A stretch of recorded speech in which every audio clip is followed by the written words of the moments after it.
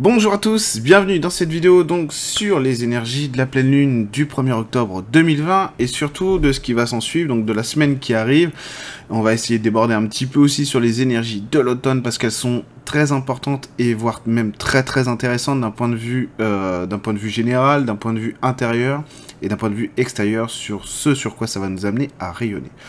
Cette pleine lune, en fait, elle est très agréable. Alors moi, je suis assez sensible à la pleine lune, comme beaucoup de gens, comme beaucoup d'entre vous.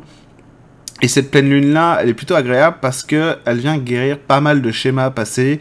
C'est un petit peu la lune qui va venir veiller sur notre bébé intérieur, sur le bébé qu'il y a en nous, et donc guérir beaucoup de blessures émotionnelles, guérir beaucoup aussi d'impressions, de maltraitance, d'injustice du passé, pour nous obliger aussi, en quelque sorte, à regarder un peu le tigre, le lion qu'il y a en nous, et donc la force intérieure qu'on est capable de générer. C'est vrai qu'avec ce qui se passe en ce moment, d'un point de vue global, personnellement chez les gens, mais aussi d'un point de vue sociétal, eh ben, ça peut être compliqué parce que c'est le sentiment que parfois les énergies actuelles, surtout sociétales, vous emmènent dans des endroits où vous n'avez pas forcément envie d'aller, où on vous oblige à gérer des choses que vous n'avez pas forcément envie de gérer, un petit peu comme un repas de famille, un repas de famille le dimanche où vous dites c'est cool, on va manger un bon poulet frites, ça va être trop cool, et puis vous vous retrouvez dans une discussion avec Nicolas, votre cousin qui a fait une école de commerce et qui est relou.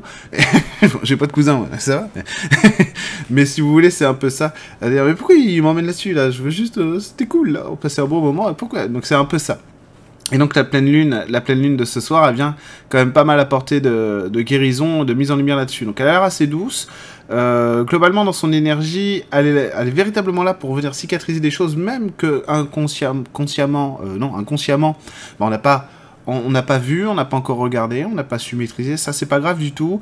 De manière globale, il y a un gros rapport affectif à la vie, à l'autre, aux autres et à soi qui va être mis en lumière et guéri aussi, donc il y a beaucoup plus de facilité. Vous voyez, pour une fois, c'est une pleine lune quand même qui est suffisamment douce, dense pour se laisser bercer, se laisser porter sans se fatiguer et sans avoir besoin de faire énormément de choses. Donc ce qui serait intéressant de faire, c'est un petit rituel avant de vous coucher ce soir.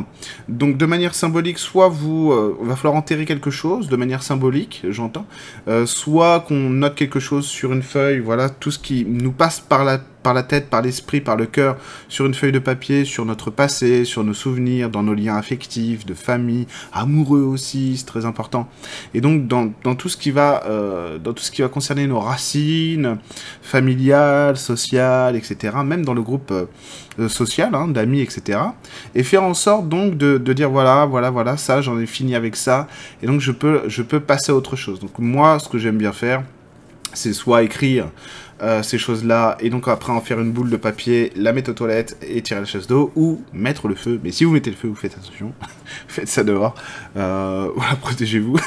Non mais voilà, y mettre le feu, ça peut être très bien aussi, parce que c'est très en lien avec aussi cette pleine lune et ce que ça renvoie au niveau des racines. Mais très honnêtement, l'eau, ça gêne pas, parce que c'est aussi les rapports affectifs, donc ça va très bien se passer que vous choisissiez le feu ou l'eau, pour vous débarrasser de ça, pour enterrer ce passé-là. Et simplement se dire à soi-même, une fois que c'est fait, que voilà, j'ai le sentiment du devoir accompli. Donc j'ai bien fait ma partie. C'est vraiment pour aider là, hein, parce qu'il n'y a pas, comme je vous le disais, cette pleine lune, elle porte, elle met en lumière et elle guérit, un peu comme un rayon laser qui viendrait cibler nos blessures dans nos corps et dans notre psyché, et qui viendrait de toute manière les réparer, quoi qu'il arrive.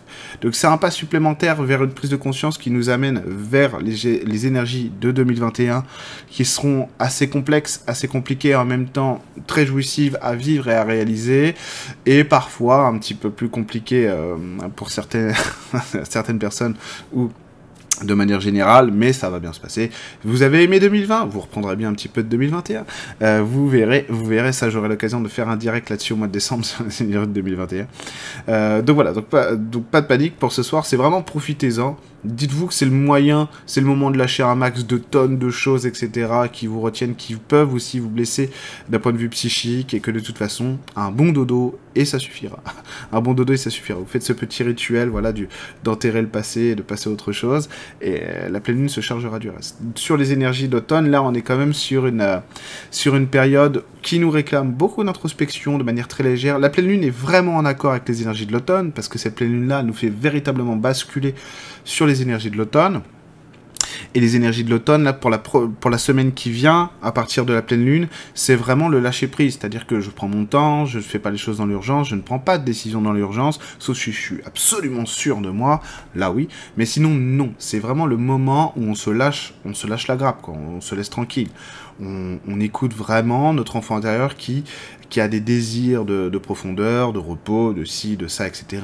Mais surtout, on se prend pas la tête, même si justement, encore plus si on a des problématiques très urgentes, parce que dans l'urgence, on va se précipiter, on va commettre des erreurs, on a le droit de se tromper, l'erreur est humaine, il n'y a aucun problème avec ça, mais l'idée c'est que vraiment, on nous propose là un temps de pause, et ce temps de pause, il faut l'incarner, il faut accepter de rentrer dedans. Donc, n'ayez pas peur de ce qui vient après, parce qu'il y a beaucoup de gens qui sont dans l'urgence, même de manière inconsciente, parce que on a l'impression que on va être confiné, on va être ceci, on va être cela, je sais pas quoi encore, que sais-je les meilleurs. On se calme, on se détend, c'est pas le moment de toute façon. Donc là, on se repose. C'est vraiment capital. Pourquoi ? Parce qu'on a besoin de laisser, transparaître un nouveau soi intérieur, si j'ose dire, qui, lui ou elle, va pouvoir, en fait, prendre le relais des challenges à venir. Ne vous inquiétez pas sur les challenges qui viennent. Pourquoi ? Parce que vous serez toujours capable de les dépasser. C'est le deal. C'est le deal. Sur l'année 2021, beaucoup de gens vont acquérir de nouvelles consciences sur eux-mêmes, sur leurs capacités générales, spirituelles évidemment, mais aussi dans la vie, etc. C'est normal.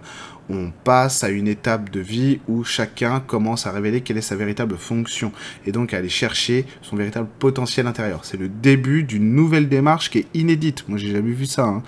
Dans l'énergie, les gens ont beaucoup, mais alors vraiment beaucoup changé. Ce qui rayonne en ce moment, que ce soit en séance, en stage, etc., ou même dans la rue, c'est assez exceptionnel. J'ai jamais vu ça. Je n'ai jamais vu ça. C'est-à-dire des gens qui rayonnent leur potentiel.